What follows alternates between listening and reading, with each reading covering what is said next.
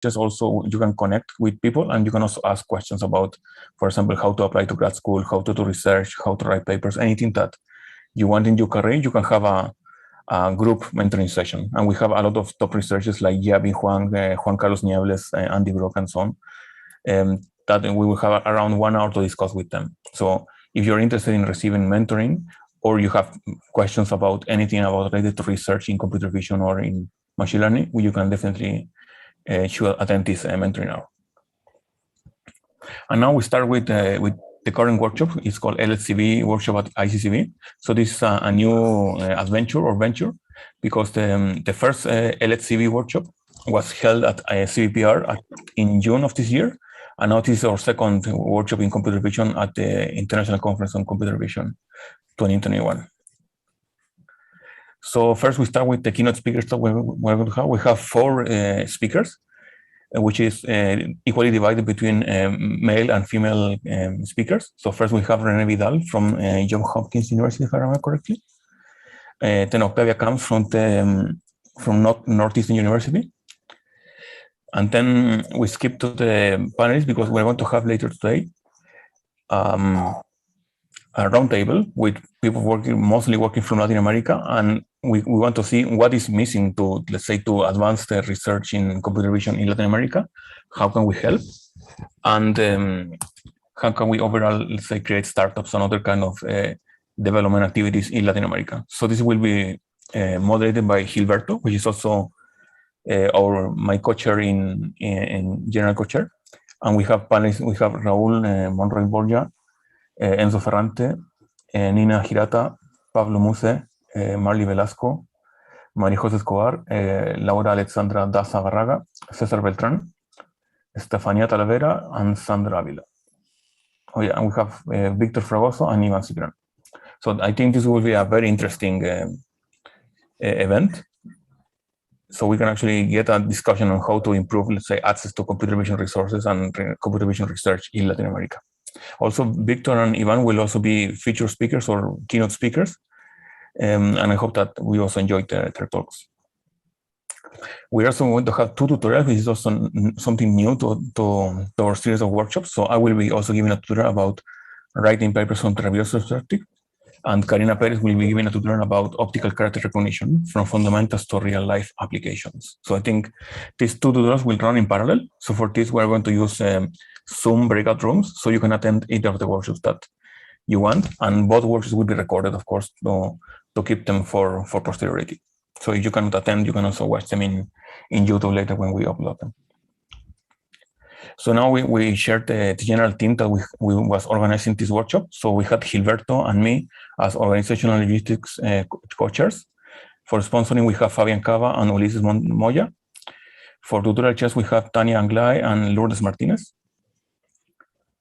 For the program chairs / presentation chairs, we have Carlos Hinojosa, Victor Escorcia, and Cristian Rodriguez Opaso.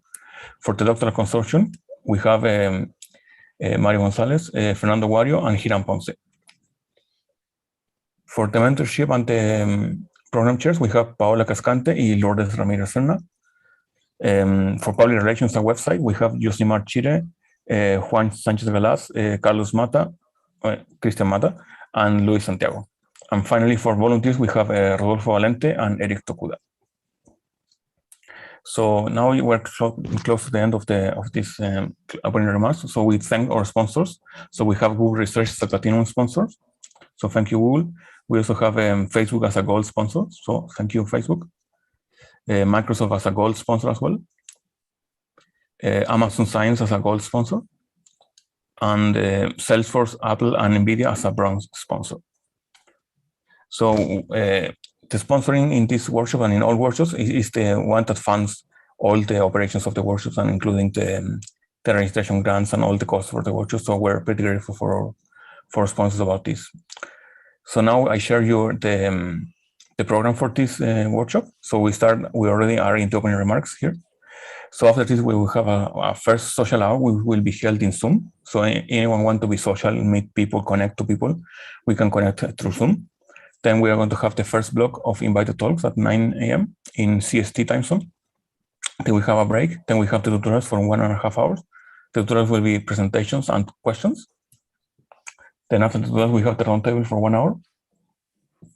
Then we will have the mentoring hour and the doctoral consortium in parallel. And then we can have a lunch break for 1 hour. And during the lunch, you can attend the sponsor booths in GatherTown. And then we will have the first keynote, Octave comes, then we have some invited talks, then a break, then the very important poster session where we present all the posters. We have 12 posters that are going to be presented in this workshop, and you can use it to connect to people and to ask questions to the presenters. Then we have the second keynote by René Vidal. Then we have the closing remarks, including some awards that we're going to give. And also we have finally this social hours 2, which will happen in GatherTown. And this will also be a networking session. So this will be, of course, at the end of the workshop, and any kind of networking questions that you may have, you can ask them here. So here we also have a QR code on how to attend Iccb. You have the registration grant, and you can follow, of course, our guidelines for this. So anything for the future, here you have our links, or Twitter, or Facebook, or LinkedIn account, and our general email, and you can definitely join us. So I really like this picture because I took this picture in the last New Year's workshop we had in 2019 in person. So I hope that now that the pandemic is slowly going down, we can finally meet maybe during next year in person. So we can actually see everyone again, and we can enjoy our workshop. So please enjoy the workshop, and then let's continue with the social hour here in Zoom. Thank you, Matthias, for your presentation. So the idea of this social hour is we wanted to do something very open. Okay, so everyone is open. The mic is open for participation. Now, I just want to say a few more things about the organization of the workshops and the kind of things that we are organizing. Like something that we wanted to make different this time around was usually workshops and conferences. We always have these keynote speakers, right? So they come to the conference, a better respected professor or better respected person in industry or academia. And usually you don't get to see the personal side, right? You get to see the technical aspects, maybe kind of his career sometimes when they show the kind of research they do. But in tandem with these keynote speakers, we wanted as well to showcase the work of some people in Latin, because one of the ideas of this workshop, Latinx in artificial intelligence and Latinx in computer vision, is to build community, right? To understand better who are doing research in computer vision in Latin America and or other countries, because there are people like Matthias who is really involved in this effort, and he's in Germany for some time now. So we are building community, but we also want to know better who are actually working on computer vision or artificial intelligence in Latin America as well. So we wanted to showcase the work, and we actually went through a nomination process in which a lot of people nominated the speakers, or sometimes they self-nominated, and then we went through a nomination to a selection process to get some of the speakers. So this is something that we wanted. Also, because we have some interesting projects that will be probably telling you about in the future, we also want to know better the community in Latin America. And we know that there are some similar efforts like IPOR, the Latin Summit, and each country has different activity conferences or communities. But in Latin America, sometimes we feel kind of disconnected, right? Each country is doing their own thing. And I think something like Latinx in AI has been trying to do is to give opportunity to Latinx individuals to participate in these big conferences. But it's important right now because of the virtuality is probably not as interesting, but something that is cool, I think, is that it's not the same thing when you attend CVPR, Iccb, NeoRIPS as an individual. Like, I go there, I don't know anyone, right? You feel maybe intimidated when you get a paper accepted. Nowadays, we have this workshop, so maybe the first day you will already meet some people. They can give you some information on how to interact with people. Maybe they can introduce you. So some people here work with people in Stanford, with people in Florida and different universities in the US or maybe Europe. So already you can have some contacts when you go to conference. So this is kind of giving you a completely different experience, right? I don't know, maybe if you there, Victor, maybe you can share, because this is very open, huh? Maybe you can share your first experience as a student going to a big conference. And how was it?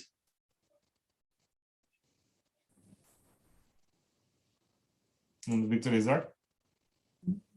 Yeah. Hey guys, how are you?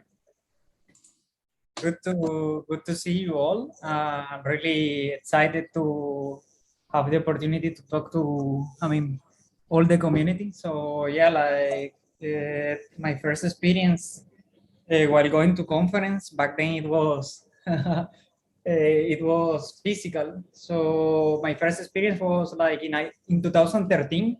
So it was, I don't know if you guys have seen the meme about like a big dog bringing like the little dogs around to the river and so on, taking care of it. So hopefully for me, like it was next to Juan Carlos Nieves. So we attended Iccb 2013 in Sydney, and it was really helpful. I mean, at some point he was planning to send me along, and I was like, wow, I will have to do all the networking, which for a student like in Latin America, like when you speak broken English is tough.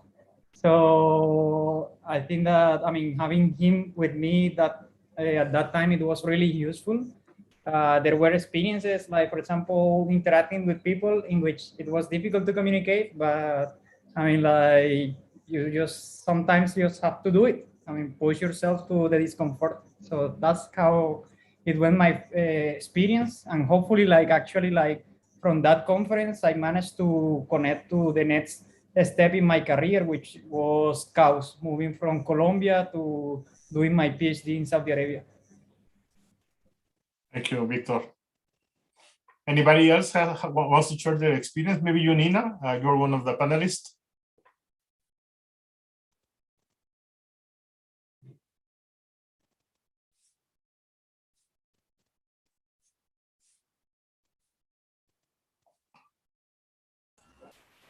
Hello. Let me move my screen here.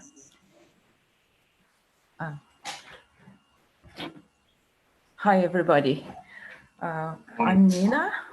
I'm from Brazil, University of São Paulo.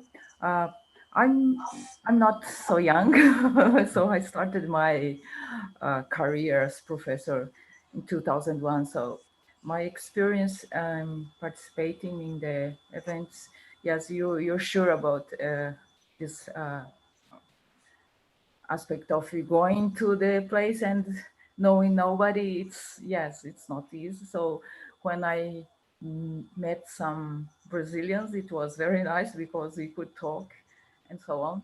But I would like to talk about my experience actually in 2014 because I have been I have not been going to conference because I had children, so I was taking care of my children. I could not go abroad. So after like 8 years, I went to Iccb in 2014, and I saw many works happening with machine learning and the images, something that I was not seeing in my department.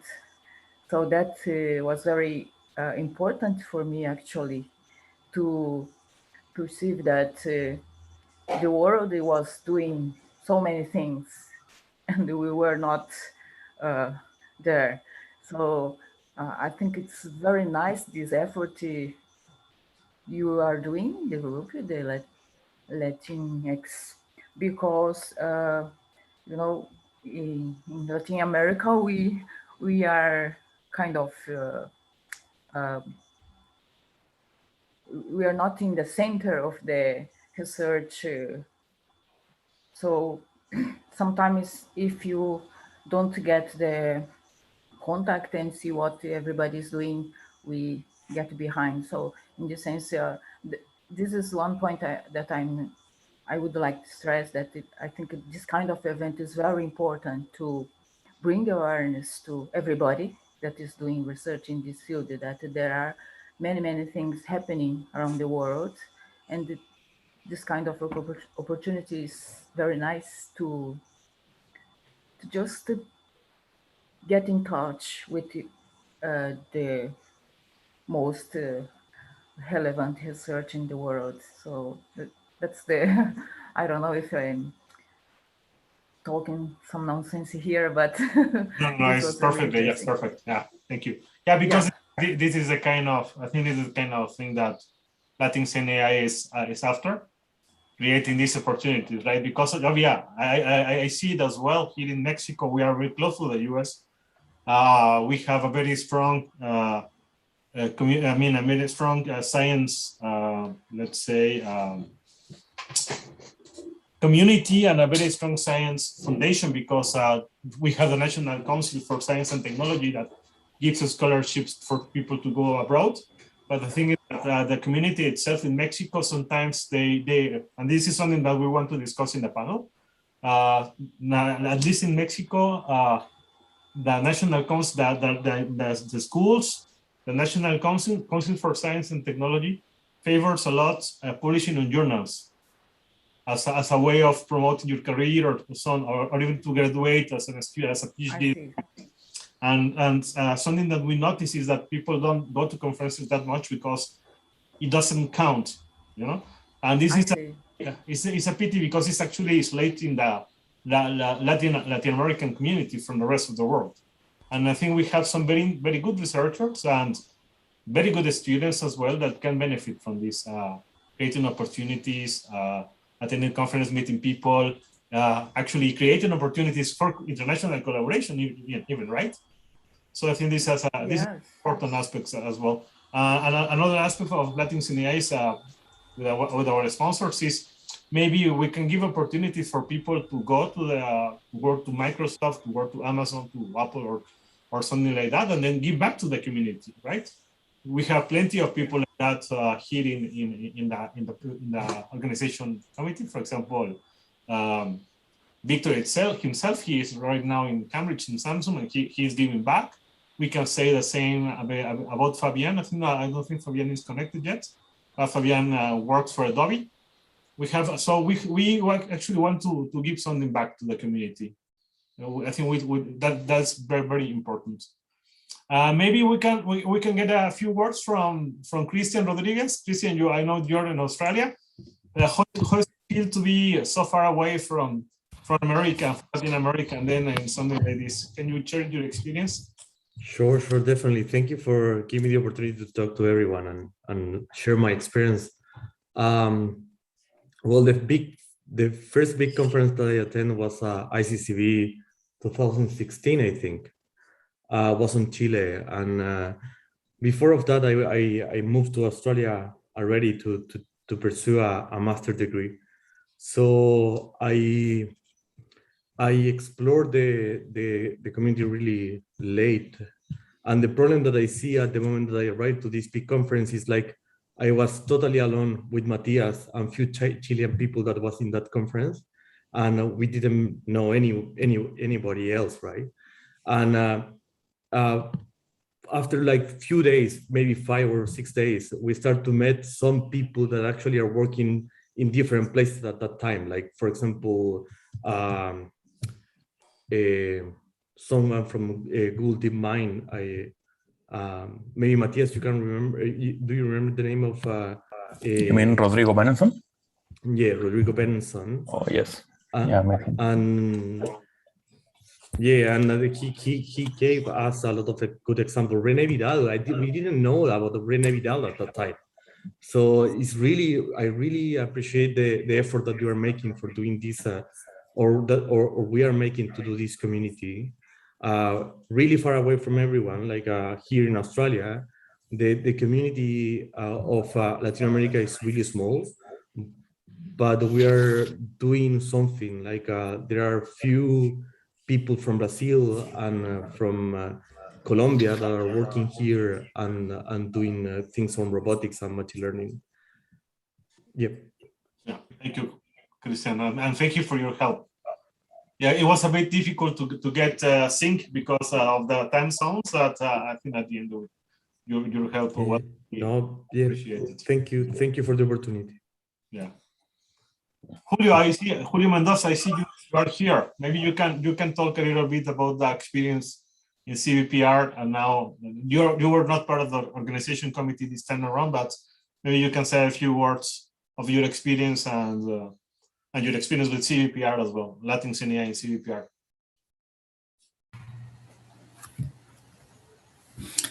Hi, Gilberto. Hi, everyone. So regarding my experience with the Latinx in AI community and these big conferences, I participated at the CVPR, at the ICML in 2019. And yeah, it was a really great experience because before that I just participated in like local conference or Latin American conference, but the ICML was a very good experience. Something that I evaluate a lot is that I met some people that have like a career, a very advanced career, postdocs or people that was working in the industry. And I think this is a very valuable experience because it helps us to know like the intermediate steps to reach a similar path maybe in the career. I'm not I have not participated too much. Actually, this is the third conference maybe that I'm participating in the Latin CNA community, but I really enjoy to attend the workshops, and I think that it's a very good opportunity for everyone. Thank you, Julio. And we hope to see you in CVPR again. Perfect. Let's see somebody else. I see. Maybe you, Rodolfo, you are the newcomer to the community. As you were part of the organization committee this year. Can you share your experience as a Latinx individual moving to the US, and how was it? How has been so far? Yeah, sure. Hi everyone. Yeah, I started also like join this conference as participating volunteer, getting I got some grant from CVPR and ICML, and then I just decided I want to help and participate of the kind of organization of the conference, and it was great and a great experience, like being working with everyone, preparing the workshops. So I also have similar experience, like when I went to Brazil for a master's, and then there because it was everyone similar culture, everything, the transition was very smooth. So I have a very great and nice experience, but the transition here to US, it was a little hard because the culture of the people that I have in the it was different, so I have to adapt to how people do things, how they sing and how they interact. And then I would say also that when I attend to conference, sometimes if you're attending alone, it's very hard if you don't have someone that you can talk or you can feel engaged to. So that is going to a different place or participating to the conference and ask questions everyone. So I really think that creating this opportunity for Latin American people to go share ideas and interact and do networking is great. So then when we go to other conference, we know each other, or at least some people that are attending to the same conference. And if we have this workshop also in the conference, you go to the booth and then you go and talk with those people and kind of interact, and that can create a great experience and a big opportunity for both, growing, kind of sharing your research, and also doing networking that will allow to, you know, keep growing the community, because then you like bring people more to kind of to the thing, and then those people will bring more people. Yeah, you just feel like it is more warm, and you just feel like better when you have people that you can share the ideas, and you just like, you know, start losing the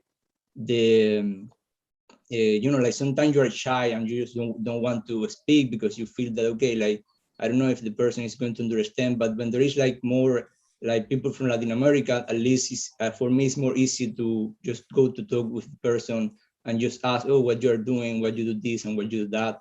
And then the person gives me like, I don't know, like feedback, and, you know, we grow together. I think it's great, like that, you know, that community that it have been built, you know, just, it's amazing if we can just keep growing and growing. Thank you, Rodolfo, for your words. Maybe I will move to some students, or I see that Jackson Mesa is here. He was one of the winners of the best papers in CVPR. I don't know, Jackson, have you participated in some Latinx AI events before CVPR, or was your first experience? And if not, can you tell us a little bit how was your experience with CVPR? Hello, everyone. Yes, my first experience was the last CVPR, and this year in 2021. Well, it was really good. I met a lot of people working on the same things that I am working on, and I think it's really curious about Latin people that commonly we don't know who is working in the same topics, compared, for example, to people that is not or outside of Latin America. Yes, it was very a very interesting experience. It was my first CVPR and conference. I really enjoyed all the experience, and I met a lot of people, and it was very, very interesting. Yeah. Perfect. Thank you a lot, Jackson. Maybe you, Carmina. Carmina is a master student of mine, and she participated in NeurIPS in 2020, I think, and also in CVPR presenting a poster. Can you say a few words, Carmina? Yes, of course. Also, thank you for the opportunity. Talking in those workshops really helped me because it was really early on my investigation, developing my thesis. So getting feedback from people that work in the environment can really help me to guide the work that I'm doing right now. So being part of this is also a great opportunity. Thank you, Carmina. Perfect. Who else? Who can ask? Because I know some of the people, but maybe I don't know if somebody else wants to say a few words. Yeah, I can Okay. say words. Yeah, okay. I'm Leo, and I'm from, oh, I don't have a camera. That's okay. I'm from Brazil, the University of São Paulo as well. And I'll say that my first experience with a conference was in Iccb in Brazil. And what I remember the most is that I had a tutorial from Nina, and it was really great. And it was good to see that other Brazilians were working in the field as well. And then my next experience was CVPR 2020. And I don't think there was a Latinx meeting there, or if there was, I missed it because that website was very hard to navigate. And I felt very lonely on that conference because it was probably one of the first online experiences for everyone since it was in June. And people didn't really know how to make it work. So it was just a bunch of Zoom links. And I presented a poster to no one. So it's great to see that now we have Latinx in CVPR and in Iccb, because, well, I'm having a good experience now seeing all your experience. Yeah, but it's good to know someone, even if it's virtual. Yeah, that's great. And also, I think an important aspect that we are maybe not mentioning, we haven't mentioned so far, is that I think this kind of events is also, finally we see you. I think this experience, these workshops, is that we get to inspire people, right? Because sometimes we have people from bachelor students and master students who that obviously we are always looking for US or UK or Europe to do research, but through the mentoring program, especially, I can say that one of the things that are very successful for in Latin CNI is that the mentoring program is that you can actually give some opportunities for people to know that there is this person doing research in Colombia in computer vision or natural language processing and so on. And I think this has been really important because we all have, for example, in my case, I did a master in computer vision in Europe with Erasmus Mundus master. So I was in UK, France, and Spain, and then I stayed in France for 10 years. So I have lots of contacts, and I will say it's the same for everyone here, like Victor, Matias, we all have contacts. So it's very important as well as a way of giving chances to people coming from Latin American countries to get this kind of access, right? That otherwise it will be very difficult. The same for the mentoring, right? With the companies, we have an amazing roster of mentors this year. So I think that you can actually benefit from it. Right? I don't know if anybody here wants to share if you participated as a mentee or as a mentor. If you want to share a little bit about that process.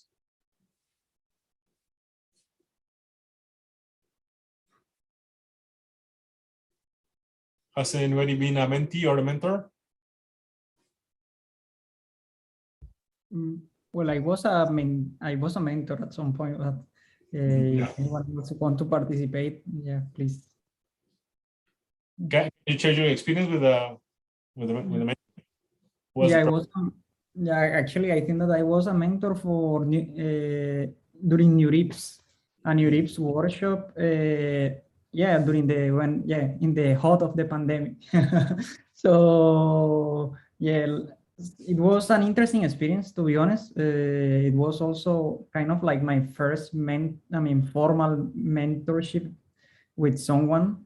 So I think that it's also like one opportunity when you can network, and probably open yourself up and also receive feedback like in a chill way. So I really encourage people to sign up for the mentorship programs, to attend to those, and because it's like, for example, when you go to the conference, it's cool. I mean, you're talking about research and what do you do? Maybe some hobbies, like for example, some of my colleagues, like they really like to go to Iccb, CVPR, because they will meet with the old friends that did the PhD with them. However, like for networking, you will be talking with a crowd, so it's difficult to open up yourself and also to get feedback. So it's the mentorship program that LXAI and in Lscv we are also doing. It's a good opportunity for all of us to get feedback. So I really encourage all of you people to participate, to give back, to receive, and grow up the community. Thank you, Victor. Let's say, Ulises, what can you tell us about your experience with LaTeX in AI so far? Hello, everyone. Yes, I had a good experience in LaTeX in AI.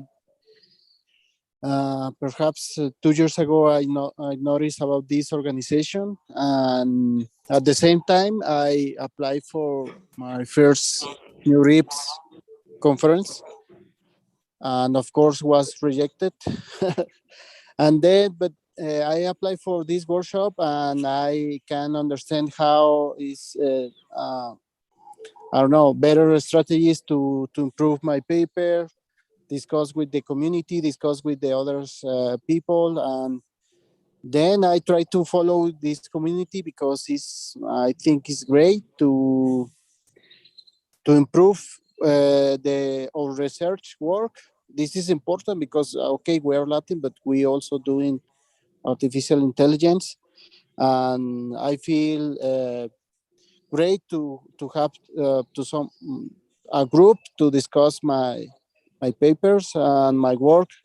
I mean more closely, and I think it's great. I am in the government, so I don't have enough time to work in research. So I try to be more efficiently in that way, and this group will help me a lot to do that. And that's all. I feel great to be part of this community. Thank you, Ulises.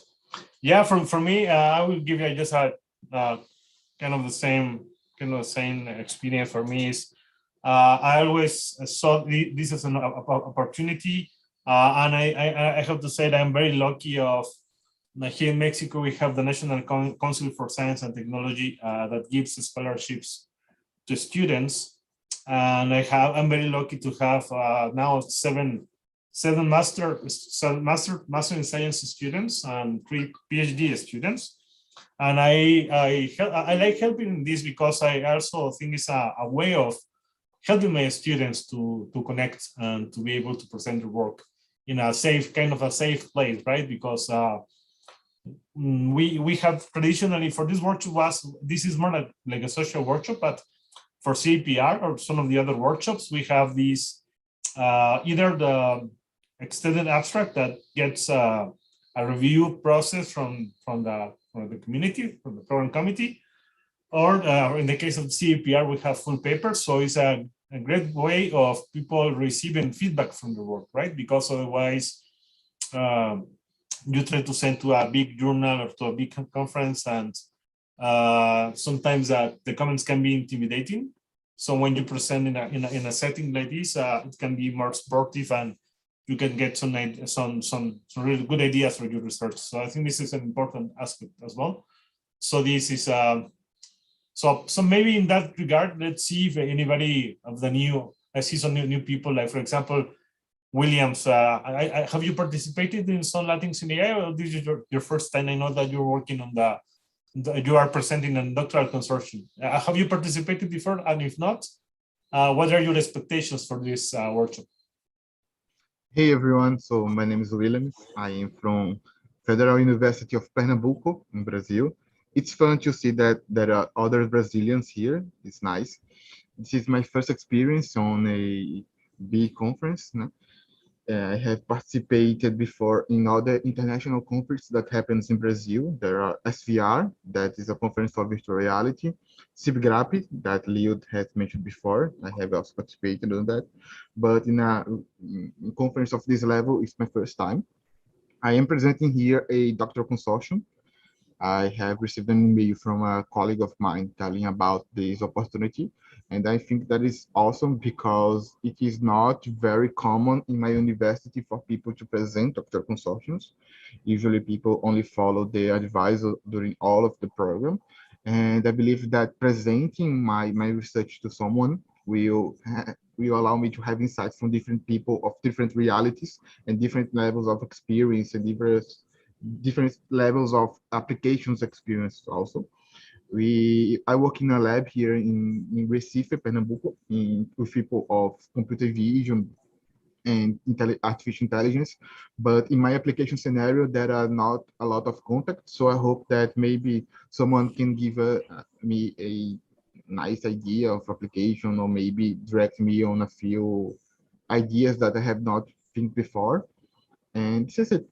I thank you again, Gilberto, for organizing this. It's very awesome, and it's an opportunity in a lifetime. Thank you, Williams. Nice to meet you as well. I think we'll have time to discuss later in the doctoral consortium and in the social hour, like more open social hour in Gattertown.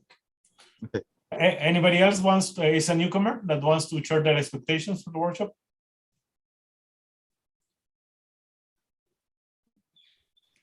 Hello, I'm also new in this workshop. I will be talking later, and I think my expectations are to meet people in the field of computer vision, also from Latin background, let's say, and that's it. So actually, I was very glad to get to know the community. Yeah, this is great. I think that you're one of the featured speakers, and we're really looking forward to see your presentation. Thank you. Thank you a lot for accepting and being part of the community. Of course, looking forward to it. Thank you. Let's see, we still have 13 minutes, but I'm having a lot of fun with this dynamics. John Artieda, who are you? What can you tell us about you?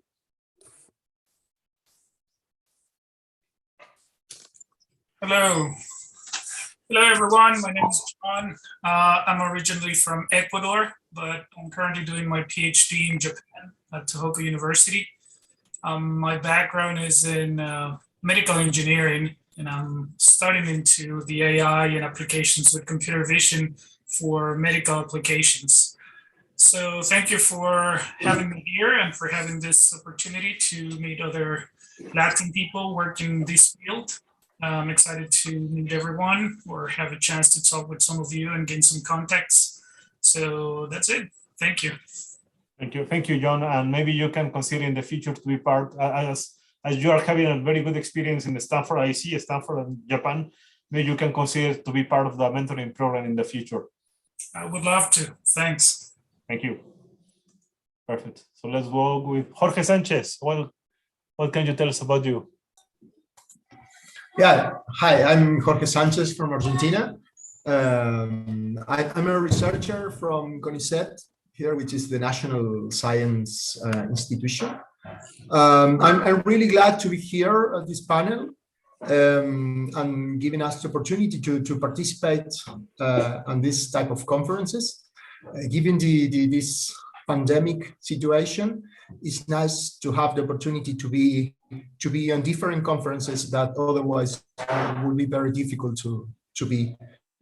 I mean, living in the south part of the world, traveling from Argentina to Europe and the US, you can afford it once a year with our budgets, but with this type of endeavors makes the connections a lot more easier. So thanks to the organizers for the event.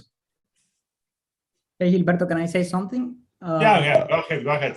I think I want to say thanks to Jorge because I believe that he helped us as a reviewer during the first Lscv in CVPR. And actually, like Jorge, correct me if I'm wrong, because sometimes we have like this people with similar name, but Jorge is one of the authors of VLAT, the VLAT frame there was a framework before learning that was very popular for immersive people.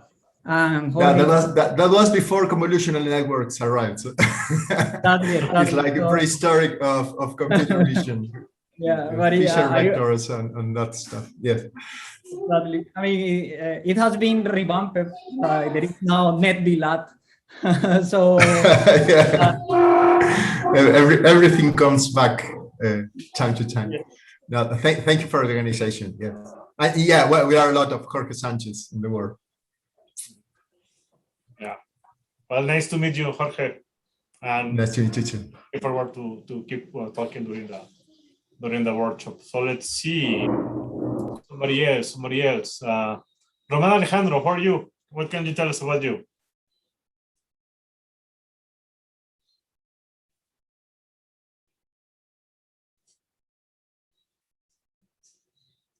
He's not in his computer. Hi, you say Roman? Yeah, perfect. Okay, go ahead. Hi. I'm a researcher from Universidad Industrial de Santander, UIS, in Colombia. I'm just beginning in this research field. I have like 2 years in experience. I just graduated as an electronic engineer. My background is from computational imaging. And they said that this seems very cool activity for get together all this computer vision research from Latin America. I'm very happy for it. Perfect. Thank you a lot. Roman, Rodolfo, Mauricio. Is Mauricio my student or Mauricio or some other Mauricio? Yes, your student. Yeah. So Mauricio is also a master student of mine, a brilliant one. What can you tell us about your experience? I think you presented in EURIPS and also for CVPR you have a paper, right? What can you tell us about your experience with CVPR so far? Right. For CVPR, there were some interesting posters. There were some interesting tutorials and presentations, and the mentoring. It was very interesting. So I would like for everyone to attend to every event they can. I presented a poster in the CVPR, and there were some people interested in my work. It was about a technique for fusion learning. So if you are interested in that subject, maybe I can help you with that. Yeah, and you will be presenting a poster today as well, right? Later. Yes, right. Thank you. We have a newcomer as well. I see that you connected, Miguel. Miguel is a colleague of mine, part of the machine learning group, and this is his first time as a part of the organization committee. He's one of the persons in charge of the doctoral consortium.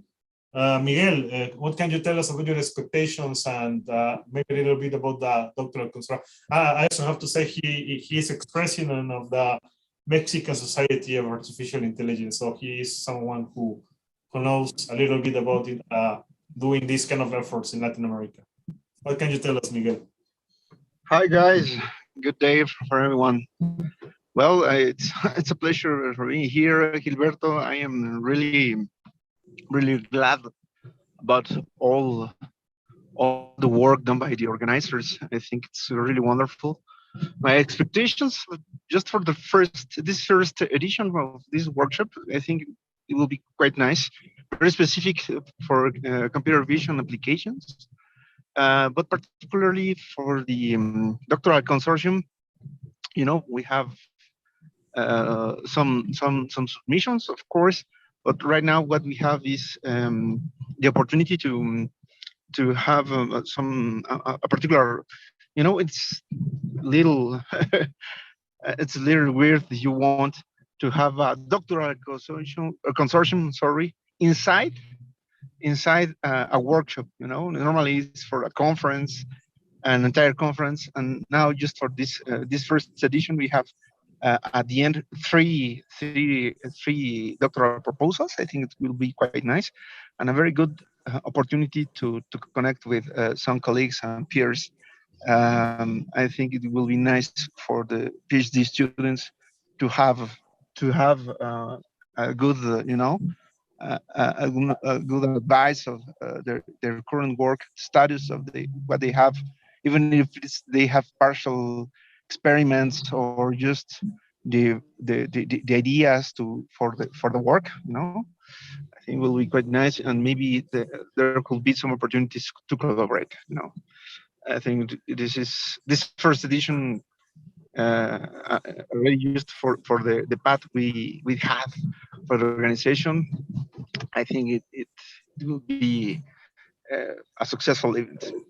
Thank you, Gilberto. Thank you a lot, Miguel. Yeah, I saw that also Fabian Cava just connected, I think.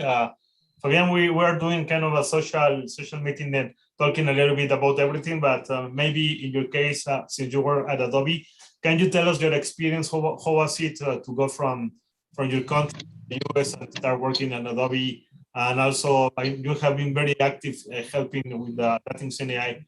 Can you share us a little bit of your experience? Yeah, thank you, Gilberto, for welcoming to the discussion. Sorry, I cannot unmute my camera, but I actually commuting. Yeah, so yes, Gilberto mentioned I did my PhD in Saudi Arabia in computer vision. I work in action recognition videos. I stayed there for a couple of years, 4 years, and then I moved now to the US, and I'm working at Adobe as a research scientist.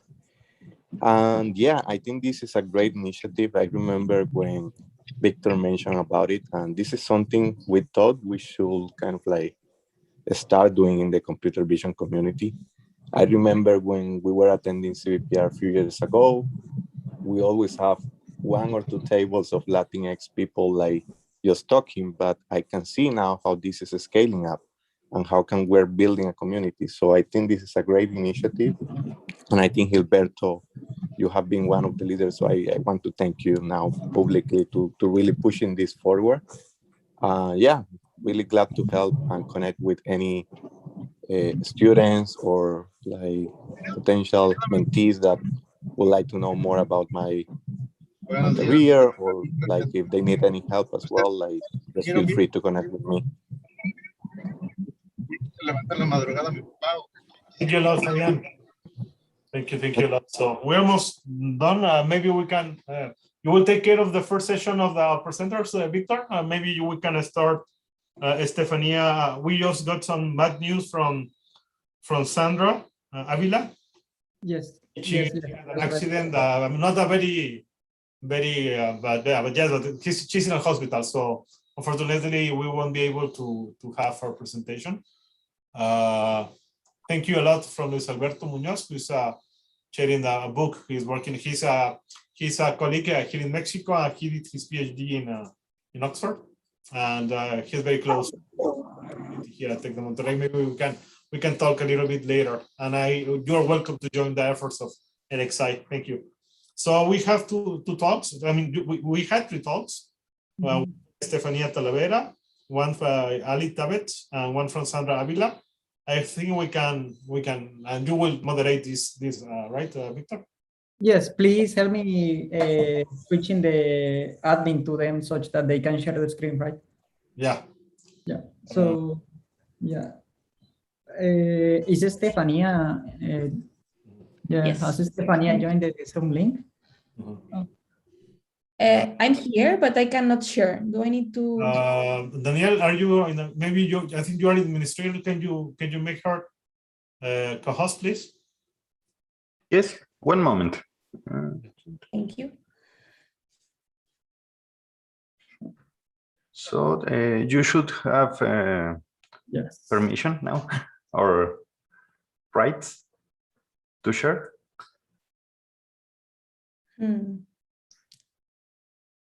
Sorry, it's asking me to. Yeah, maybe it was me. A second. Sorry.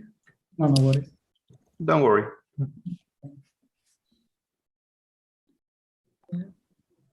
Oh, I need to re-enter. 1 second. Yeah, so it's unfortunate Sandra had the accident. Yeah. So I think that in that case, well, there will be like 15 minutes gap. So I think if I'm not wrong, like we have the break session afterwards, right? Yeah. So we can maybe we can continue with the social hour a little bit longer. Yeah. Yeah. Okay. Oh, Stephanie. Or we can go ahead and have the 2 presentations, and then we can do something else. Yeah. So it's I see the presentation, Stephanie. Yeah. I don't see it, but I see okay, the you can see it, right? Good. Yeah, now I can see it. Perfect. Then I start with just one. Let me introduce yourself. So first, yeah. As for those who just joined, the purpose of the invited talks is to give the stage to, let's say, not established professors, those who, like, for example, have like several talks during, usually in Iccb or CPR, there are professors who give 5, 6 or more talks during the conference. Instead, what we wanted to do is like to give the stage to like new faces, such that they inspire us of how they reach their status in their career. So Estefania was actually nominated by some of the members of the community, and we are really pleased that she accepted the invitation. She's an assistant professor of the University of Twente, and she's interested in the intersection of data science and behavioral analysis. I'm really looking forward for your talk about, I mean, especially the egocentric perception bit. Yeah, take it from there. Thanks a lot. Thank you. Well, thank you for inviting me. I'm very happy to be here, as I said before. So in this presentation, I will be talking about 2 things. Half of it, I will be talking about myself, how I reach where I am now. And then I will be discussing egocentric perception, that is the research that, yeah, I find appealing. Okay. Yeah. So about me, I did my bachelor studies on electronics. I did electronic engineering in the University of Balearic Islands. I don't know if you know where this is. This is in a small university in Mallorca. It's in the Mediterranean Sea. And it's a really beautiful place.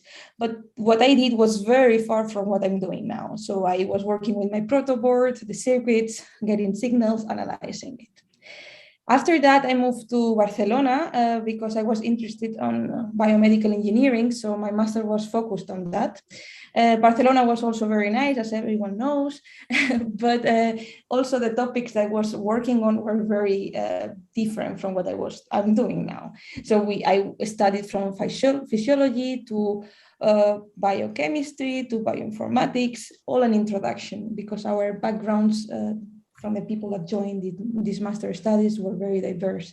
I had peers that were working on physics, came from a physics background, from chemistry and electronics, for instance. I was lucky to meet my supervisor, I would say, because I'm happy where I am now. And through the master thesis project that I did in computer vision, I started my PhD degree. This PhD degree was under the umbrella of being a sandwich PhD degree. So I followed 2 years at the University of Barcelona and then 2 years at the University of Groningen.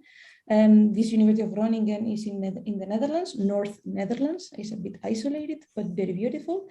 This has positive aspect that I had 2 supervisors, so Petya Radeva and Nikolai Petkov, who could bring different perspectives into the project, and no one could mentor and guide me in different ways. So that was positive, sometimes negative, but in general positive.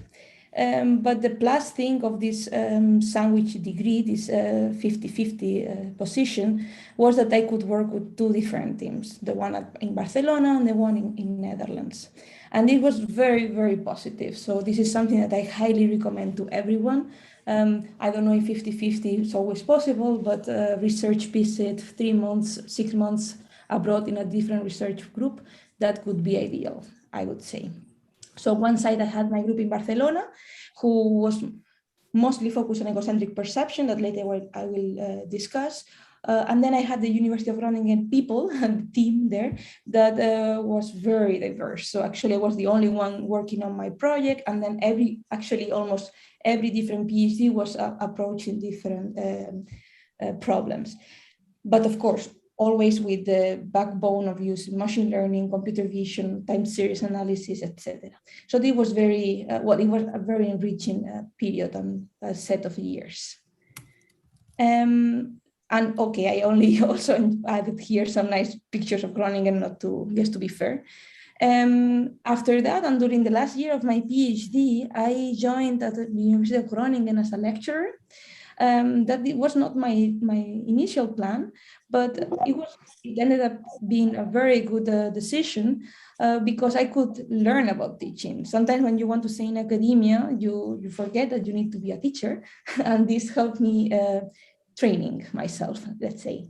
So I was 2 years as a lecturer while finishing the PhD in the first year, and I was teaching master and bachelor students, and I was learning how to be a teacher, how to give a session like lectures, and how to supervise. And as I say here, this is a never-ending process. And I was doing little research because of the type of position. And after that, I joined the University of Twente. This is also in the Netherlands, different city. And there I'm following my research lines. I have more time for research. That's what I was looking for, but I'm still a part-time teacher, let's say. So good, now going into egocentric perception, and why I add here mine is because I follow my own way of working on this field. Egocentric perception can be understood from many different subfields, like, okay, it's applied to many different subfields. You have egocentric perception when working on robot localization, how a robot interacts with the surrounding environment. You also have it in virtual reality, what the person is experiencing with these glasses, how the environment surrounding the person affects this experience. Also, you have it in sports field, analyzing how the sports person is performing. And you also have it in activity recognition with computer vision, etc. When it goes to my egocentric perception, I linked it to lifestyle understanding and analysis. And this is where human behavior analysis came in the title of the talk. So to understand how a person behaves throughout time, to get behavior information, you need long periods of time to be recorded and then later analyzed. And this is where life logging enters. So life logging is the logging of your life. So it's this creating a diary of what is happening. And this initially was introduced to help people suffering from Alzheimer's disorder when we go to egocentric perception in computer vision. It can also be used for self-awareness. Tell me an objective description of my behavior, and it also can be used for evaluating the performance of groups of people. So in my work, I work on this live logging using wearable cameras. These wearable cameras record an egocentric view, a view from the person of what is happening throughout the time.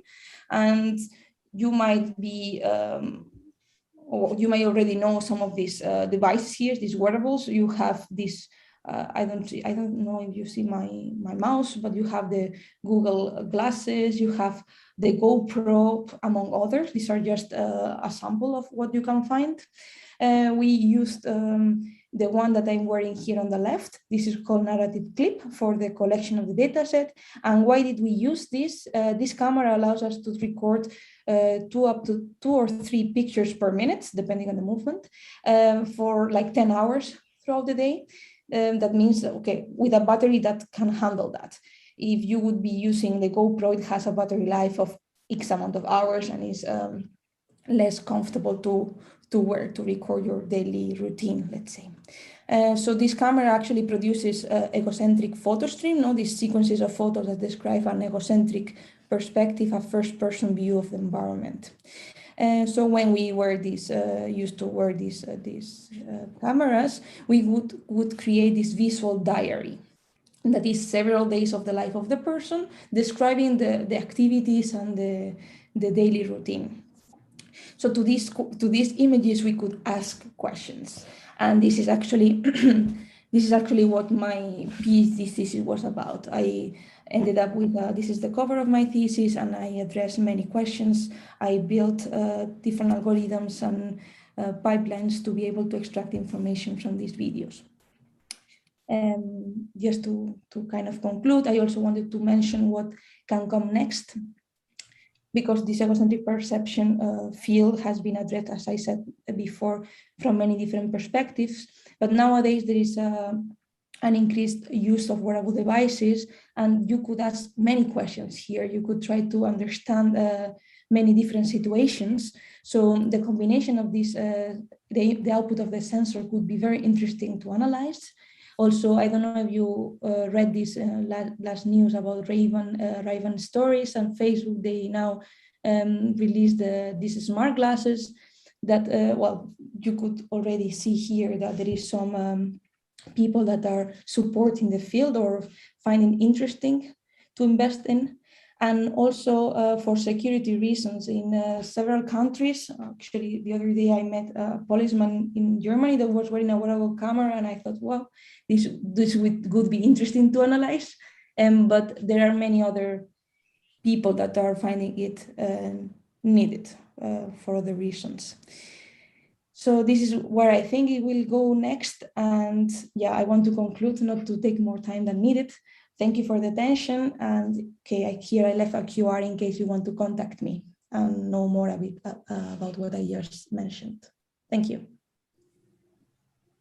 Thanks a lot, Stefania. So by the way, now we have some time for questions, especially like considering that there is unfortunately the last speaker of the first round of invited talks is got injured, so we have a bit of time. So feel free to post your questions or to mute the camera. William, I think that you are raising the hands. Do you want to ask a question?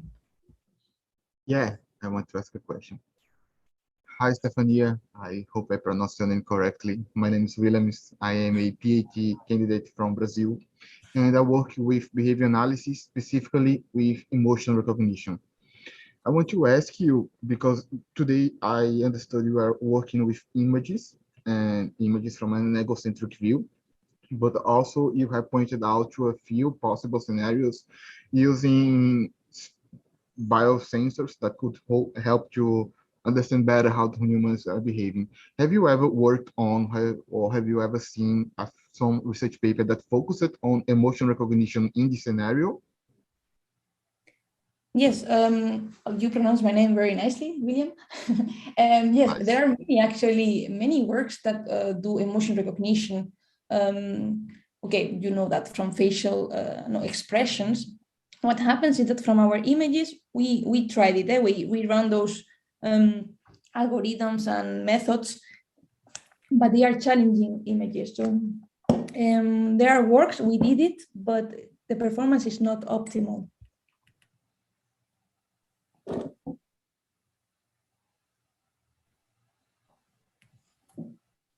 Can I ask a follow-up question? Yeah, sure. Tell me. I am working with context information together with facial expressions and other cues from body language. And I would like to hear from you if you think that context is really something that is representative in this scenario. So we can take in consideration that the person is on a party. So maybe it's feeling a little more happier than it would be if it would be at home. If this line of thought has some sense for you, makes some sense for you. Sorry, I was not feeling fine. I needed to drink. Let me actually build a bit on the previous question, and then we will do this one. What we did, because this field, as I said, started with emotion recognition. I mean, working with people with Alzheimer's, and also we tried with people with depression. So the idea was to try to find positive memories to be retrieved. So actually, what we record in our daily life is not always showing the direct feeling of the person. So sorry, I didn't talk for the whole morning, and now I get it very dry. This is very uncomfortable. But please take your time. Yeah, an egocentric perception shows the other person's emotion, but not yours, unless you have a mirror in front of you the whole time, and that's not the case.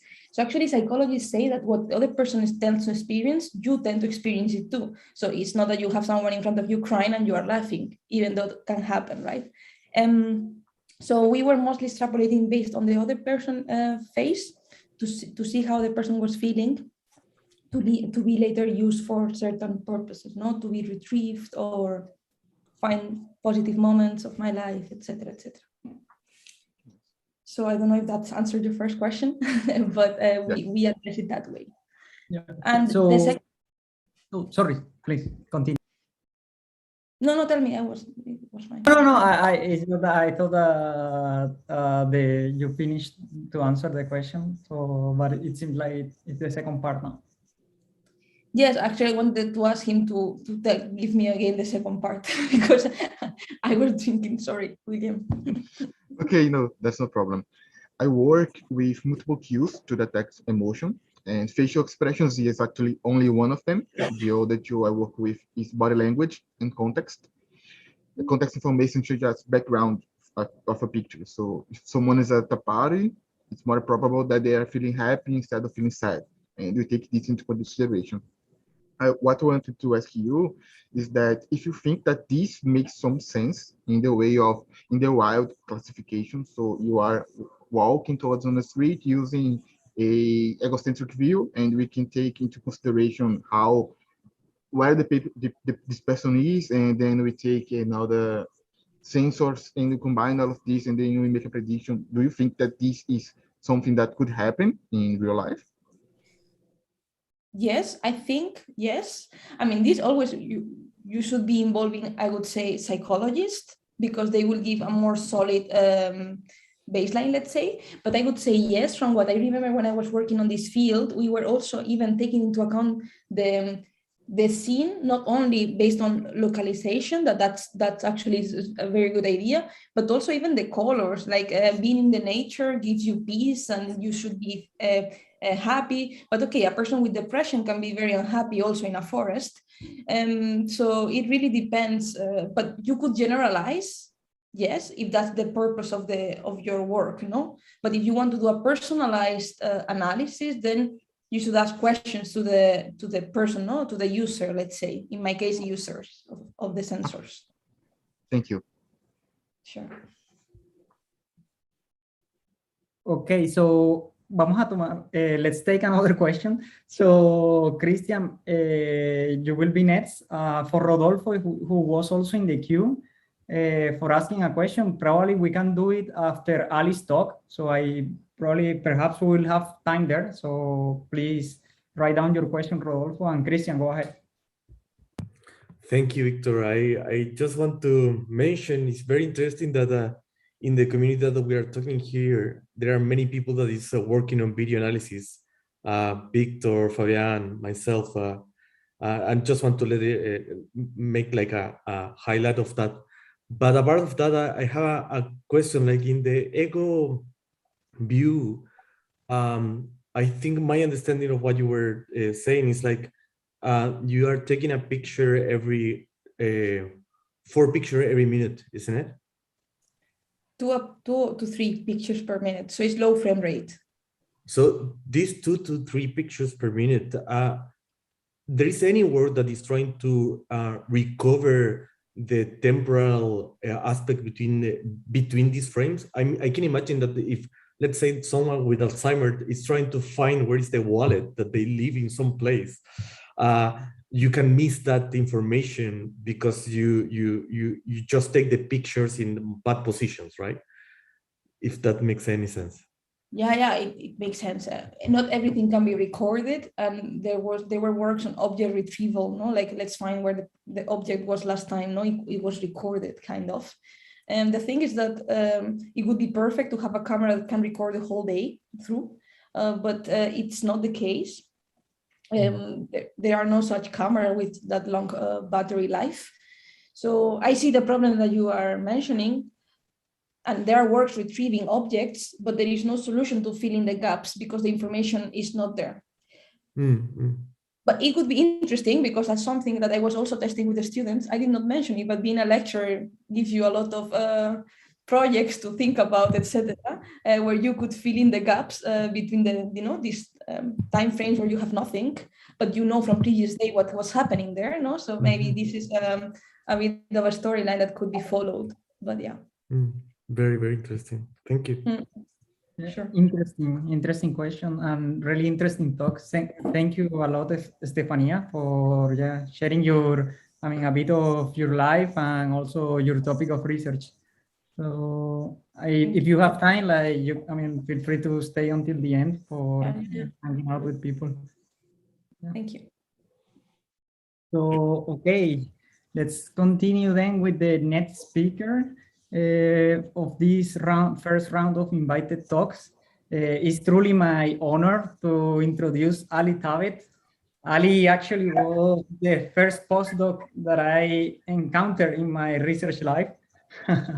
When a young Colombian guy who speaks broken or more broken English than he speaks now. Arrived to Saudi Arabia, afraid to talk to people. Ali welcomed me and helped me like during all my PhD to, let's say, to stay on the path and to keep forward and never give up. So it's really my pleasure to introduce Ali. He's now a manager at Facebook Applied Research in Zurich. So he's working in the actually with the Facebook, the FRL, Facebook Reality Labs, and I'm really looking forward for what he will tell us today. Thanks, Ali. Thank you, Victor. Thank you for inviting me. Thank you, everybody, for being here.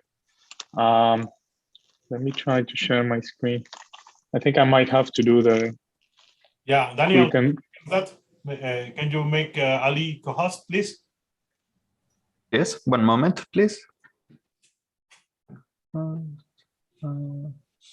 I just have give him rights to, well, to make him a co-host. Just I don't see him. You can go to participants, find a participant.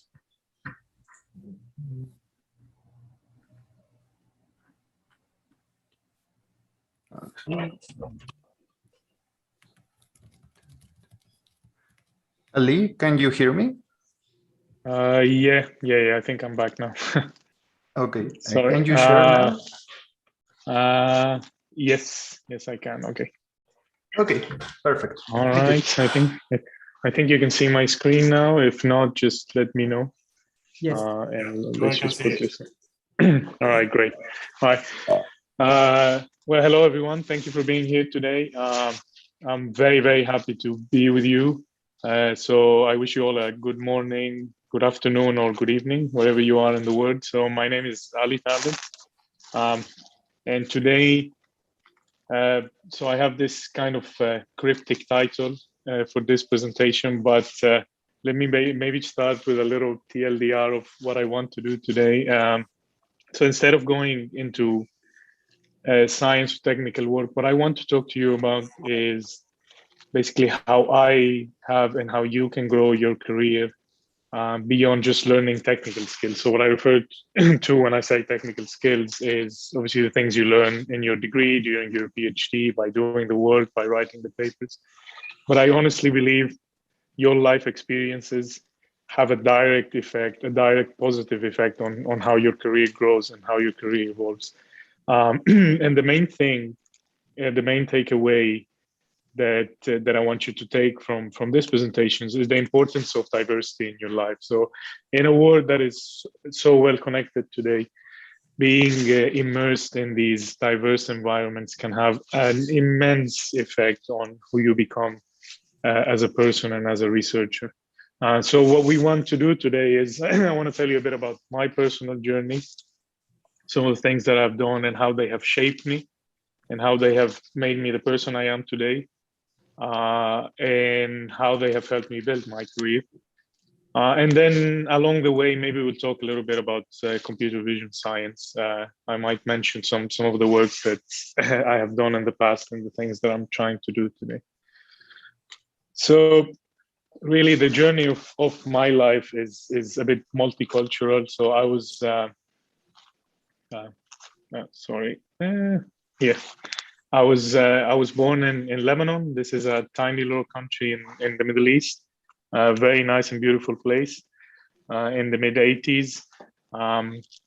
And because of some of the political instability that happened over there, my parents decided to move all the way across the world to Colombia, another much bigger country, equally beautiful, where I spent most of my life. Grew up in there, and that's, you know, kind of my connection to the Latinx community. This was the beginning of trying to feel like a multicultural person, being raised in this kind of society with a different background. And all across, I've had the pleasure to live in a few other places. I did my PhD at the University of Dundee in Scotland, where I spent 4 years. And for those who live in Europe and in the UK particularly, you understand how diverse these environments are, number one. And number two, how different they are from these other places that I've mentioned. So this was an interesting experience. And for the vast majority of my professional time, I spent it in Saudi Arabia at the King Abdullah University of Science and Technology. This is where I had the pleasure of meeting Victor, where we did a lot of work together. And just recently, I moved to Switzerland, where I live right now. I'm in Zurich, part of the Facebook Reality Labs. So it's nice. It's nice to be able to, or to feel this privilege of living and moving around the world, but it's obviously a bit challenging. So for all of us who've had to move around, move to new places, there are some challenges that are innate with it. You know, you feel like you have to restart your life every time. And then you feel like you have to understand these cultural subtleties of the world. These things are a bit different from what you're used to. And this all takes a bit of time. Starting a new job, starting a new education path, these are difficult. Building new social circles. If you are going through that and you're feeling this right now, you know that you're not alone. We all go through this, and always reach out to everybody that you know when you need help, because we all give each other support. But beyond the challenges, there are a lot of benefits from doing this. You know, the idea of discovering new places and experiences is unique, and it's really good. And I would say, building new social circles, that is a challenge, but that's also a benefit. It's getting to know new people and understanding diversity. Learning, you're going to learn something new. This is why you're moving to this new place, so that's good for you. And the biggest thing is, you will become more culturally diverse, and that's kind of the thing what I want to get to today. And what is this idea of cultural diversity? So if you look at the Wikipedia definition of culture, and I think this comes from some very old work, the main thing about this sentence is that the culture of people is a combination of many things. You see these highlighted words in here: behaviors and norms and knowledge, beliefs, laws, customs, capabilities. This is what makes us who we are at a certain culture, and this is also what differentiates between one culture and the other. So the more you know these places, the more you visit these places, the more diverse you are, the easier it becomes for you to work with other people, to build new bonds, to engage in new types of work. And it has had a very positive effect for me. And I'll talk about one specific example. So this was the team, or some portion of the team that I had to work with when I was a research scientist at KAUST between 2019 and 2021. There's a lot of familiar faces who I think are with us in this call today. But if you look at, by only looking at names and faces and all that, this was truly a multicultural team. People that left their homes, came to a new place. They didn't know much about it. They took that risk. They wanted to engage and they wanted to learn something. So there was a challenge in there, which is for me, or the work that I was doing, was to be able to positively engage with everybody. And when we say that, engagement it has to be mutually beneficial. I will gain from it, but I need everybody also to gain from it. And the main thing that helped me was having this diverse background. So at that time, I had born in Lebanon, lived in there for a bit, grew up in Colombia, lived in Europe for a bit, and then came to Saudi Arabia. I had some luck. The team was composed. There was a lot of people from Colombia. There was a lot of people from Latin America. There was a lot of people from Arabic backgrounds and other things. So what I found out was that it was easier for me to engage with people, and it was easier for me to build trust with people because I was already exposed to these things. And I'm going to talk about two major outcomes that I personally found beneficial. And I hope that you think are beneficial too for your next interactions. But before that, I just want you to remember, if you remember one thing from this, is when you're working with these teams, there's always this idea of who is more important. Is it the person, or is it maybe the project that you want? So I always think, and you should have your work to be people-centric. When you focus on people first, the benefits of work will always come after, okay? Because you want your people to be successful, you want people to move forward, and that's the only way you can get them to engage. You should always try to build trust. And the best way, the easiest way to do this is to always be diverse, is to always engage in these opportunities. And that's how it helped me. The first benefit I got for it was work. We had, there's going to be a few very quick slides about some of the work that I did in there, but the main idea behind it was, because I was able to work with different people, we got different perspectives of the same type of work. One type of work that we were focused on was to develop efficient models over here. So I'm just going to skip over these ones in there. But the main idea in here was we wanted to develop new models for computer vision, deep learning models on point clouds, and we wanted to focus on doing efficient models over there. And I was working with 3 different groups, and each group was working on different aspects of this work. Because you can get exposed to all these ideas together, you can see a bigger picture and say, okay, if we combine these 3 different things together, which I'm mentioning, we can actually work into creating, this this efficient model. So it helps you to know a lot of people. So the other benefit is for me was to be able to find my strengths in my career. For those who are used to a bit of tech career jargon, there are people who develop their lives as individual contributors, and there are people who develop their lives as people managers. They both involve equal growth. They're both equally important. Contrary to common belief, becoming a manager is not really a promotion. It's just becoming something different. I became a people manager because, I like this. I realized that this is what I like to do. And I realized this because I got to work with a lot of people, and because I got to work with different kinds of people. It's helped me achieve, whatever success I can claim today. And this is kind of the work that I'm doing.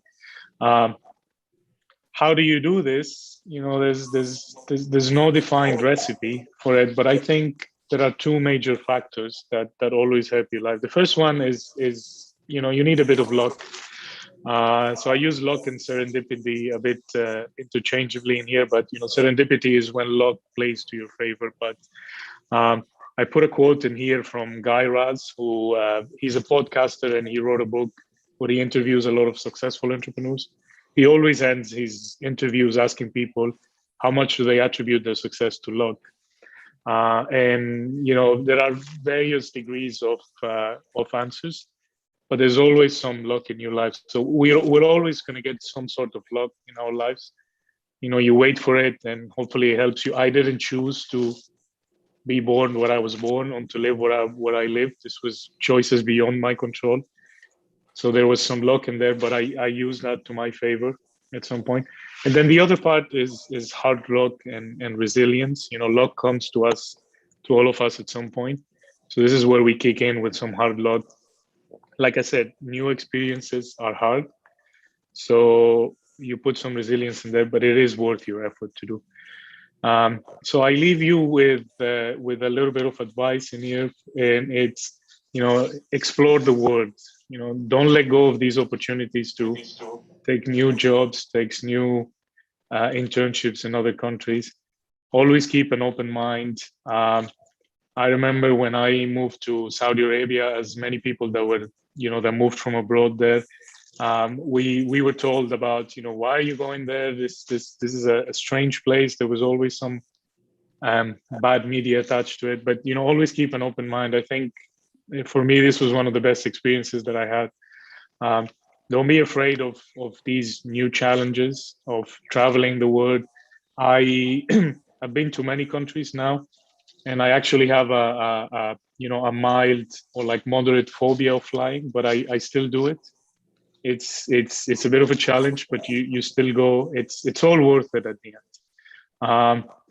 And lastly, I just wanted to leave you with some of the best books that I've read and that have helped me personally in growing. I think you know a few of them. And the last one here on the right, Talking to Strangers by Malcolm Gladwell.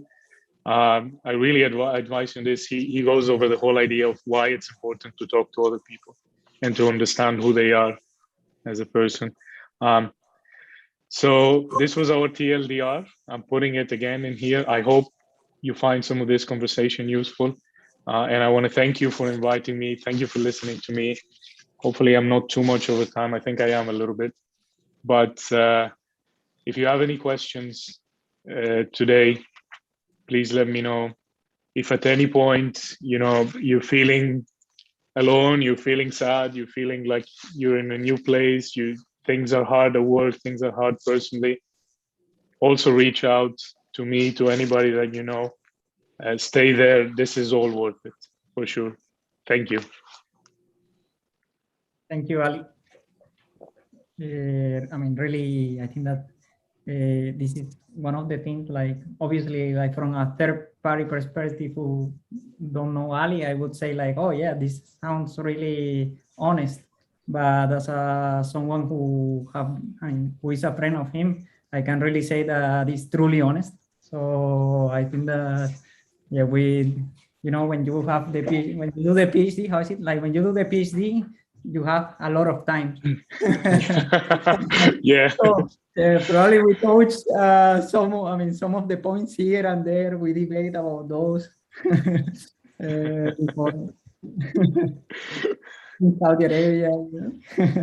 Yeah. Thank you. Thank you. Yeah. Any question from the audience? Let me double check in Facebook or YouTube. Yeah, so Ali, Rodolfo has a question. Please, Rodolfo, unmute yourself. Yeah, hi, thank you, Ali. It was like a great talk, like, such inspiring journey, like going from Lebanon to Colombia, back to Saudi Arabia, that's like when you meet that a lot of people, it's amazing. So I have two questions. One, I'm just curious, like, how is your approach actually, like when you engage with new people, like, even if there is a language barrier there, like how you actually talk with a stranger, like if you have like a specific like tip, the ones that you use the most, like if I don't know, like what do you suggest, like you just go direct to talk with the person, or what would be like the best approach in that? Yeah, thank you for that question. I mean, I recognize how hard this is. So the first thing you need to do is, know that it is hard. So don't feel bad that you might be struggling to do it, because it's a difficult thing to do. I found, and I found this recently, when you approach it with honesty, when you need to engage with somebody and you tell them, I understand that there's a barrier between us because either of our cultures or of language. This kind of sets the tone from the beginning that your intentions are always good. So I want to engage with you because I want to have a productive relationship. And this helps. The other thing for me is listening. So a lot of listening, giving the opportunity for people to talk, try to understand what is it that they want to achieve. So for example, if it's on a professional basis, and this is what I do, is listen to what people want to do. What is it that they want out of this professional engagement? And try to base the discussion based on that. So setting some clear expectations at the beginning, being honest about the difficulty of the exchange, just relaxes people. And then on top of that, care about people on a personal level. Like deep care on a personal level becomes very important. So, for example, what I try to do with the teams that I've worked on is always have a personal relationship, beyond work. I try to find out what are the things that they like to do. Do they like to go to, you know, specific social events, specific restaurants? Try to organize these things. People see that you have good intentions, and it always helps. So I hope that kind of answers your question. But, you know, remember, don't feel bad if you're struggling to do this, because it is hard, and that's okay. Yeah, thank you. That's great. Yeah, I guess a lot of people are you know, want to ask that. I just have like this quick, like, you know, like if you just have one idea, like as you said, that it is very important kind of to focus on people first. So what are your thoughts, you know, like just going to the artificial intelligence things, how we can make actually artificial intelligence focus on people first? Like, what are your thoughts on that area? Like how it can be more diverse and how it can put people first and not just the final goal? Yeah, okay, so that's also it's become a controversial topic, unfortunately, but I think we should focus on solving the problems that affect people directly. If we're focused on that, then we're still putting people first. I know we're not very good at doing that. So even, you know, whether it's universities or companies, we've all made a lot of mistakes, but we need to try to focus on solving the problems that affect people directly, you know, whether it's healthcare, mobility, transportation, education, and things like that. It's a big challenge, but you know, if we focus on that, then hopefully the AI that we're building is for the benefit of humanity. Yeah, great. Thank you very much, Ali. Thank you. Thanks, Rodolfo. So Fabian have a question, so please unmute yourself, Fabian. Yeah, so thank you, Ali, for this inspiring talk. So I was kind of like one of the Ali's mentees when I went to Saudi Arabia, similar to Victor, and I can tell he's a great mentor. So I really enjoy listening this talk and like seeing these organizing thoughts. So I think this also inspires me. Like now that I'm almost transitioning into a role where I can also mentor people, I think it was really helpful for me to listen to this talk. So yeah, thank you, Ali. So, but my question is more about related the ecosystem in Latin America, right? So I think a lot of people in Latin America believe like there are little opportunities back in Latin America, and they need to go out to actually, or they need to travel to actually, you know, be an impactful researcher or develop their career. So do you have any thoughts on how can we strengthen like the Latin American ecosystem in AI and computer vision without the need to travel out to actually develop the things we want to do? Yeah. Thank you for your kind words first, and thank you for the question. There is, I think a lot of us are victims of growing up in difficult countries and difficult environments. You know, we're ripe with corruption and social issues and things like that. So one of the reasons why a lot of us travel abroad, it is because we're looking for better opportunities, but it's also because sometimes life in our own countries is hard. So this might be a more difficult thing to solve. But one thing to keep in mind is because we have so many social issues, that means there are a lot of problems that are worth solving over there. So I've seen a lot of really nice initiatives. So in Colombia, we have the new Sinfonia Center. So that's a center for AI research, and a lot of the work that they do is engaged with the private sector and with the government to solve daily problems for people. So don't feel like, you know, you need to go abroad to solve these things. These things exist locally. The second thing is a lot of us also fall victim to the idea of I need to solve these very big abstract problems. And we do that a lot when we write papers for conferences, right? We're looking at solutions of problems that we think are big, but how impactful they are on the long run, that's very hard to measure. So if you really care about your own community, your own society, it is also important. It is also impactful to solve these problems. The last thing is, and I think a lot of people are doing it, and we have to do it better, is to set up these communication and mentoring ecosystems where the people who have gone abroad and we're already living abroad, we have a more formal way to give back. So I know there's a lot of entrepreneurial ideas coming out from Latin America. They can benefit from the experience that we have built abroad.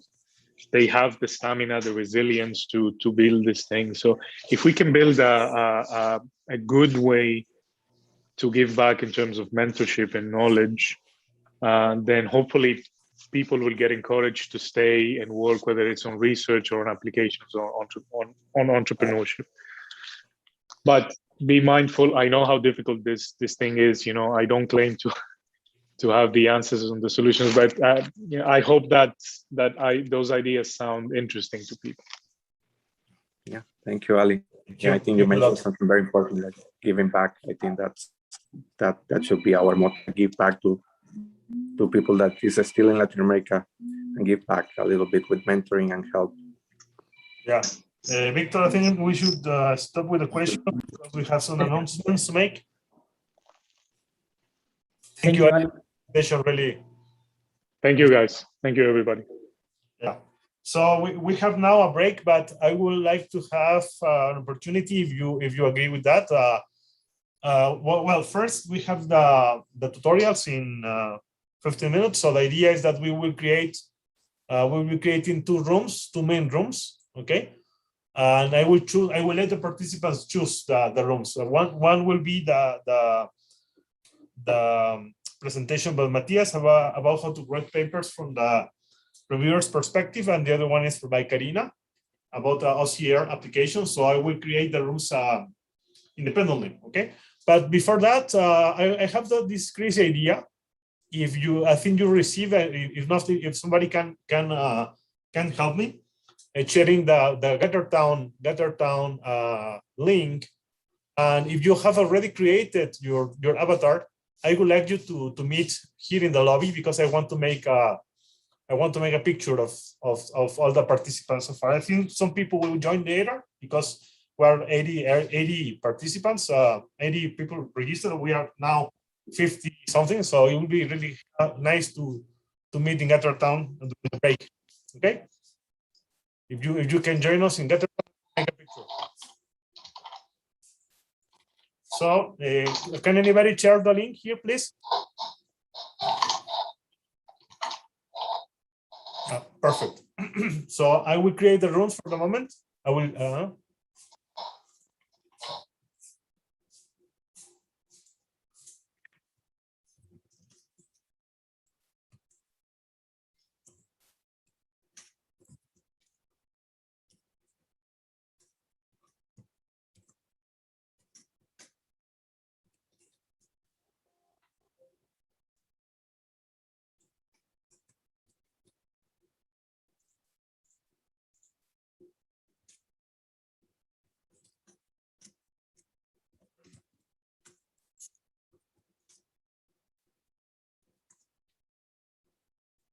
Okay. Perfect. So I will go to GatherTown just to see how is it going. Yeah, please. Maybe you can locate around the logo. So we have the logo. The logo is free. Is not. Is visible.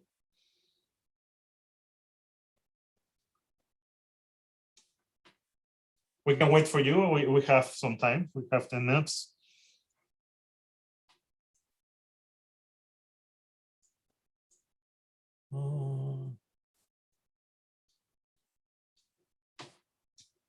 Know how to make it.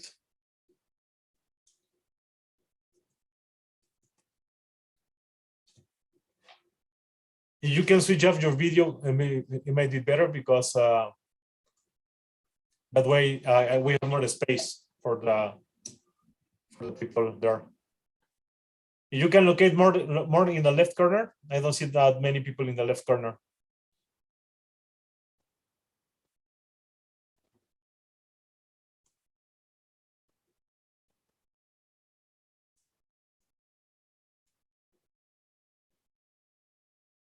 Thank you. I see that Ruben Villegas joined us here today. He was a keynote speaker for CVPR. Really nice talk.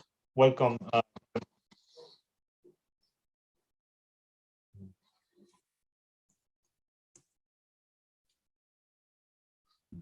Please mute.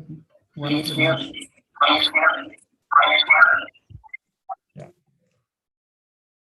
I don't get to see all the people for some reason.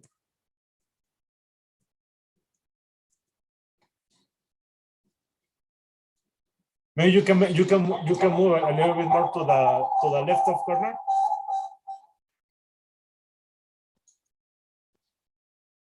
More to the top to have more space.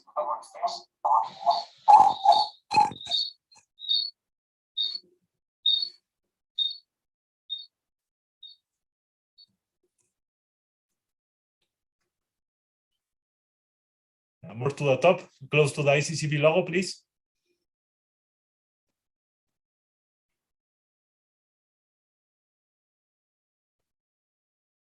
Perfect. Yeah, we are getting there. Chelsea and Christian, can you go to the top, please? We have some space there.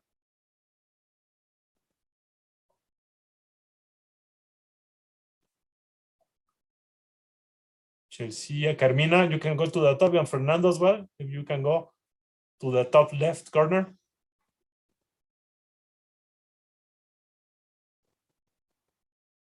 Yeah, perfect. Yeah, it's going great. And maybe Alejandro a little bit to the left to see your name. Or Ali, Alejandro or Alejandro Pardo a little bit to the left. Yeah. Yeah, perfect. Josimar, can you go a bit down? A little bit, just a little bit. Yeah, perfect, perfect. Yeah, a little bit to the top.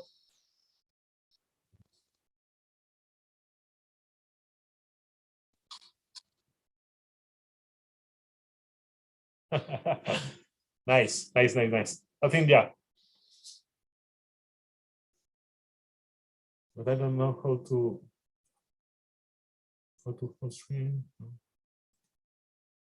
Perfect. I will make a capture, okay?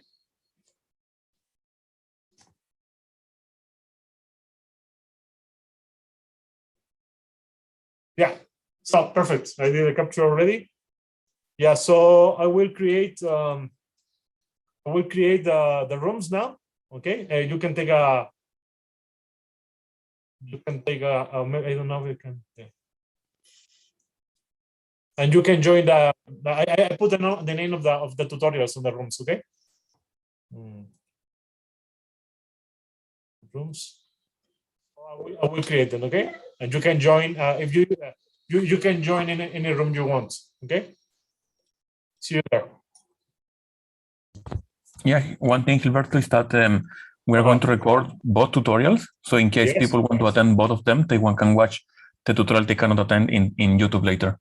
Yeah, that's true. Thank you a lot. Yeah. So you will not miss anything. So you can choose anything you want. Thank you a lot.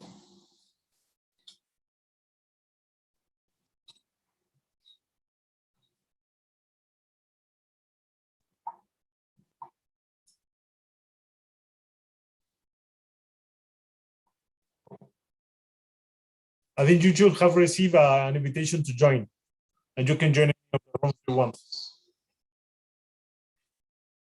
And we will see you at it's 1.5 hours, but maybe it will be available a little bit earlier. If so, you can go to Gathertown to do some socializing.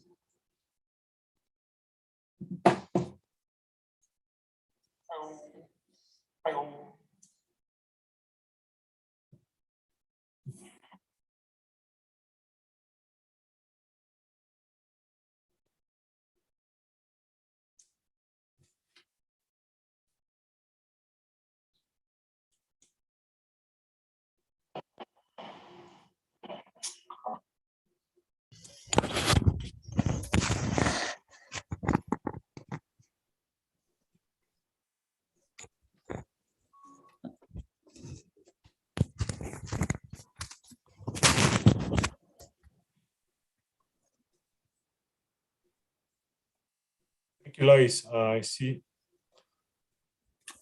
Have you received the invitation to join the rooms, guys? Because I have 35 unassigned people. So please, if you are interested in one of the two tutorials, it's the time to go. Otherwise, we can meet in the.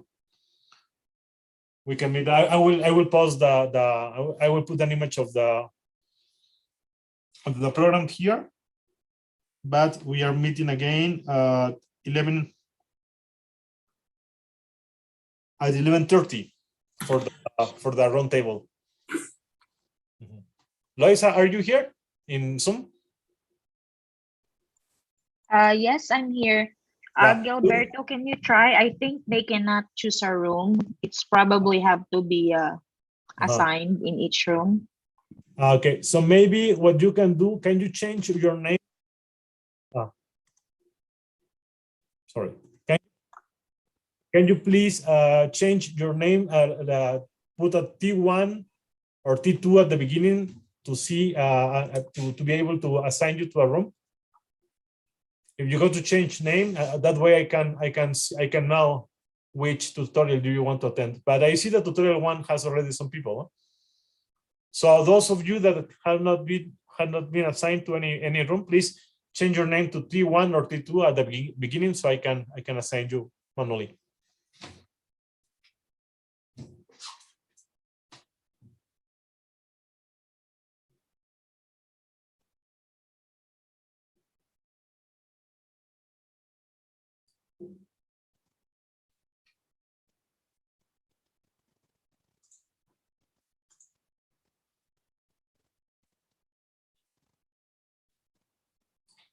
But I see that most all the people that remains is only like Francisco, for example.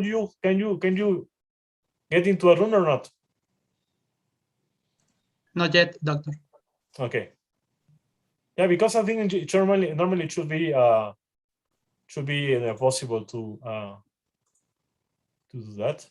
Okay, so we'll assign Tony to room 1. Okay. And for the rest of you should be Karina should be in tutorial 2. Mauricio, are you going to tutorial 1? Yes, I think tutorial 1. Okay, perfect. I see Ruben. Ruben, I know you're interested in attending one of the tutorials. Karina. Otherwise, you can. Julio, you want to go to some tutorial?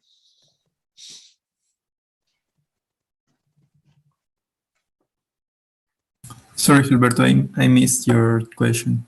Yeah, that if you're interested in attending any of the tutorials, the first one is how to write papers from the reviewer's perspective. Yeah. I was thinking this was the link for Matthias' presentation, isn't it? No. I have to send you to the tutorial, to the breaking room. Okay, I'm going. Thank you, Gilberto. I will say that. Carmina, are you there? Yeah. Yes, I am here. Do you want to attend tutorial 1 or tutorial 2? I think tutorial 1. Okay, perfect. Tutorial 1. Chelsea. Okay,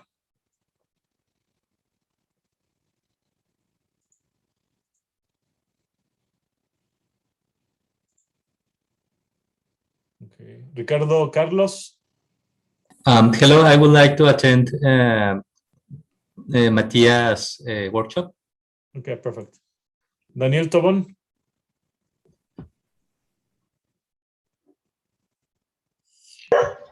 Hello, I would like to go to the tutorial 2. Okay.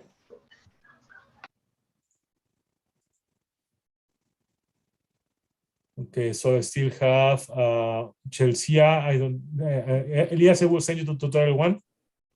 Hi, I'm Chelsea. Mm-hmm. I want to go to tutorial 2. Tutorial 2. Okay, perfect.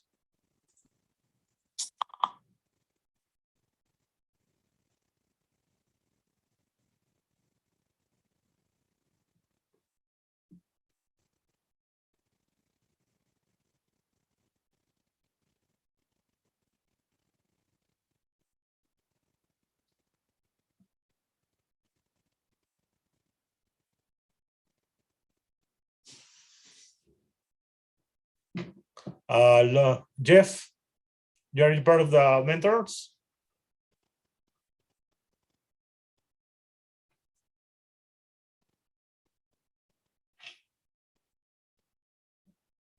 Okay, so Sindhu.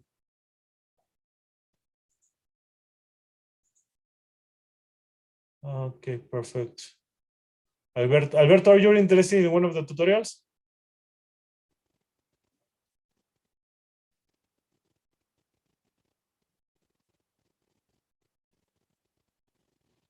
Daniel, are you still in the call or you moved? Because maybe we should stop the streaming now, no, for the moment. We can. Okay, yeah. Of course.